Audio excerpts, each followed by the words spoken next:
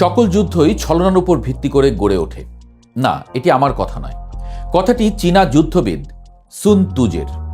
আর তার এই কথাকেই বেশ সিরিয়াসভাবে নিয়েছেন মার্কিন প্রেসিডেন্ট ডোনাল্ড ট্রাম্প। সামনে টিভিতে যুদ্ধের খবর চলছে, সোশ্যাল মিডিয়া উত্তাল, কিন্তু প্রেসিডেন্ট দাঁড়িয়ে ঘোষণা দিচ্ছেন আমরা জিতে গেছি, তাই যুদ্ধ শেষ। কিন্তু পরের খবরেই দেখা গেল যুদ্ধ চলছে আগের মতোই, আর ইসরায়েল এবং আমেরিকা যুদ্ধে ভালোই নাকানি চুবানি খাচ্ছে। তখন প্রশ্নটা খুব স্বাভাবিকভাবেই মাথায় আসে, এই মানুষ কি ভুল করছে, নাকি ইচ্ছে করেই অন্য গল্প বলছে? এই গল্পটা শুধু একজন নেতার নয়, এটা ক্ষমতা, রাজনীতি, মনস্তত্ত্ব এবং সত্যের সম্পর্কের গল্প। চলুন জানি ট্রাম্প আসলে মিথ্যা বলে কেন। ইরানের উপর হামলার প্রথম ঘোষণা দেওয়ার পর থেকেই প্রেসিডেন্ট ডোনাল্ড ট্রাম্প যুদ্ধ নিয়ে ধারাবাহিকভাবে অসত্য বক্তব্য দিয়ে আসছেন। তিনি বলেছেন ইরান আলোচনায় বসতে চায়, অথচ তেহরানের সরকারের আচরণে তার কোনো লক্ষণ দেখা যায় না। তিনি দাবি করেছেন যুক্তরাষ্ট্র ইরানের সামরিক সক্ষমতার 100% ধ্বংস করেছে, অথচ ইরান এখনও পুরো অঞ্চলে ক্ষয়ক্ষতি ঘটিয়ে যাচ্ছে।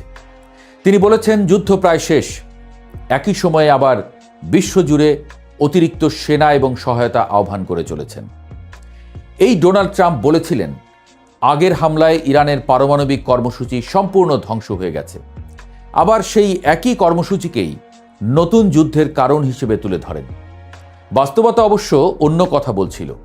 আন্তর্জাতিক পর্যবেক্ষণে দেখা যাচ্ছিল ইরানের কাছে এখনও উচ্চ মাত্রায় সমৃদ্ধ ইউরেনিয়াম রয়ে গেছে, অর্থাৎ যুদ্ধের যুক্তি আর বাস্তব তথ্যের মধ্যে ফাঁক তৈরি হচ্ছিল শুরু থেকেই। তবে ট্রাম্পের ক্ষেত্রে এটি নতুন কিছু নয়। তার রাজনৈতিক উত্থানের শুরুই হয়েছিল বারাক ওবামার জন্মস্থান নিয়ে বিতর্কিত দাবি দিয়ে। এরপর ব্যবসা, সম্পদের পরিমাণ, নির্বাচনী ফলাফল, এমনকি নিজের অভিষেক অনুষ্ঠানের জনসমাগম, সব কিছু নিয়েই অতিরঞ্জন বা ভুল তথ্যের অভিযোগ আছে এই প্রেসিডেন্টের বিরুদ্ধে। একসময় পশ্চিমা গণমাধ্যম হিসাব করে দেখেছিল তাদের প্রাণপ্রিয় প্রেসিডেন্ট একটি পর্যায়ে প্রতিদিন গড়ে 8টি ভুল বা বিভ্রান্তিকর দাবি করে এসেছে। কিন্তু মানুষ আশ্চর্যজনকভাবে অভ্যস্ত হয়ে যায়। বারবার একই ঘটনা ঘটতে থাকলে তা আর ধাক্কা দেয় না। যেমন রেল লাইনের পাশে থাকলে ট্রেনের শব্দ একসময় আর কানে লাগে না। সমস্যা হলো যুদ্ধের সময় এই অভ্যাস বিপজ্জনক হয়ে ওঠে। যুদ্ধের সময় মিথ্যা বিপজ্জনক। শান্তিকালে এই রাজনৈতিক অতিরঞ্জন বিরক্তিকর লাগে, কিন্তু যুদ্ধকালীন মিথ্যা প্রাণঘাতী। যখন একজন প্রেসিডেন্ট বাস্তবতা অস্বীকার করেন, তখন পুরো প্রশাসনের ভেতরে একটি সংস্কৃতি তৈরি হয় যেখানে সত্য লুকানো স্বাভাবিক হয়ে যায়। দেশের ভেতরে রাজনৈতিক চাপ অনুভব করেন, কর্মকর্তারা খারাপ খবর গোপন করতে শুরু করেন। এই ধারা ভিয়েতনাম এবং ইরাক যুদ্ধের স্মৃতি মনে করিয়ে দেয়, যেখানে ছোট মিথ্যা বড় প্রতারণায় রূপ নিয়েছিল, যেমন মাইলাই এবং হাদিথা হত্যাকাণ্ডের গোপনীয়তা। সেই মিথ্যার দীর্ঘস্থায়ী প্রভাব পড়েছিল। ভিয়েতনাম যুদ্ধের প্রতারণা আমেরিকানদের সরকারের উপরে আস্থা ভেঙে দেয়। আর 2003 সালের ইরাক যুদ্ধ, যা ভুয়া গণবিধ্বংসী অস্ত্রের অভিযোগে শুরু হয়েছিল, তা পরে আধুনিক রাজনৈতিক নৈরাশ্যের সূচনা হিসেবে বিবেচিত হয়। এই যুদ্ধ শুরু হওয়ার পর থেকে গ্যালাপের প্রতিটি জরিপে দেখা গেছে অধিকাংশ আমেরিকান দেশের সামগ্রিক পরিস্থিতি নিয়ে অসন্তুষ্ট। ইতিহাস আমাদের বারবার একই সতর্কবার্তা দেয়, যুদ্ধের সবচেয়ে বড় ভুলগুলো বন্দুকের ট্রিগারে নয়, তথ্যের বিকৃতিতে শুরু হয়। ট্রাম্প ঘোষণা করেছিলেন যুদ্ধ প্রায় শেষ, অথচ একই সময়ে বিশ্বজুড়ে অতিরিক্ত সেনা এবং অস্ত্র আহ্বান করে চলেছেন তিনি আরও দাবি করেছিলেন যুক্তরাষ্ট্রের অস্ত্র ভাণ্ডার প্রায় সীমাহীন। বাস্তবে দেখা গেল মধ্যপ্রাচ্যের যুদ্ধ চালাতে দক্ষিণ কোরিয়া থেকে অস্ত্র সরিয়ে নিতে হয়েছে। অর্থাৎ ভাষণ আর লজিস্টিক বাস্তবতা একে অপরকে খণ্ডন করছিল। আচ্ছা, আপনার মনে কি কখনো প্রশ্ন এসেছে কেন একজন নেতা এমন করেন?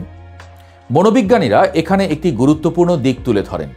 কিছু নেতার ব্যক্তিত্ব এমন হয় যেখানে পরাজয় স্বীকার করা মানে ব্যক্তিগত দুর্বলতা স্বীকার করা।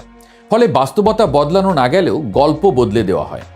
ট্রাম্প নিজেই একসময় সত্যনিষ্ঠ অতিশয়োক্তির কথা স্বীকার করে বলেছিলেন, আমি বাস্তবতাকে বড় করে দেখাই যাতে মানুষের দৃষ্টি আকর্ষণ করা যায়। বুঝুন অবস্থা। তবে রাজনীতিতে এটি নতুন নয়, কিন্তু সমস্যায় যখন অতিশয়োক্তি আর বাস্তবতার সীমারেখা মুছে যায়। কারণ যুদ্ধ গণিত খাতা নয়, এখানে ভুল হিসাবের মূল্য মানুষ দেয় জীবন দিয়ে। রাজনীতি শুধু মিথ্যা দিয়ে চলে না, খানিকটা চলে অনুভূতি দিয়ে। আর অনেক সমর্থকের কাছে ট্রাম্পের বক্তব্য বাস্তবতার নির্ভুল বর্ণনা নয়, বরং প্রতিষ্ঠিত ব্যবস্থার বিরুদ্ধে প্রতিরোধের ভাষা। তারা মনে করেন মূলধারার সংবাদ মাধ্যম তাকে ভুলভাবে উপস্থাপন করে, ফলে একই বক্তব্য দুইভাবে দেখা যায়, কারো কাছে মিথ্যা, কারো কাছে সাহসী সত্য। এই বিভাজনই আধুনিক রাজনীতির সবচেয়ে বড় শক্তি এবং সবচেয়ে বড় বিপদও। কিভাবে বিপদ তা একটি উদাহরণের মাধ্যমে স্পষ্ট হবে। যুদ্ধের প্রথম দিকে মিনাব শহরের একটি স্কুলে হামলায় শতাধিক মানুষ নিহত হয়, মনে আছে নিশ্চয়ই, যাদের বেশিরভাগই শিশু। ট্রাম্প দ্রুত দায় চাপান ইরানের উপর। পরে সামরিক তদন্তে উঠে আসে সম্ভবত একটি মার্কিন ক্ষেপণাস্ত্র ভুলবশত আঘাত করেছিল। সেনাবাহিনী সত্য প্রকাশ করলেও প্রেসিডেন্ট তার বক্তব্য প্রত্যাহার করেননি। কারণ এমন মুহূর্তগুলোই দীর্ঘ ছায়া ফেলে। কারণ যুদ্ধ শেষে মানুষ শুধু জয়ের হিসাব করে না, সত্যের হিসাবও করে। ইতিহাসও তা লিখে রাখে লাল কালি দিয়ে। যখন নেতৃত্বের বক্তব্য বারবার বদলায়, মিত্র দেশগুলো দ্বিধায় পড়ে। তারা বুঝতে পারে না প্রকৃত পরিস্থিতি কি। যুদ্ধ জেতার জন্য শুধু অস্ত্র নয়, বিশ্বাসও প্রয়োজন হয়। আর বিশ্বাস একবার ক্ষয়ে গেলে তা পুনর্গঠন করা সবচেয়ে কঠিন কাজ। ইরান যুদ্ধের ক্ষেত্রেও সেই লক্ষণ দেখা যাচ্ছে। কৌশলগত বাস্তবতার বদলে রাজনৈতিক বর্ণনা সামনে চলে আসছে।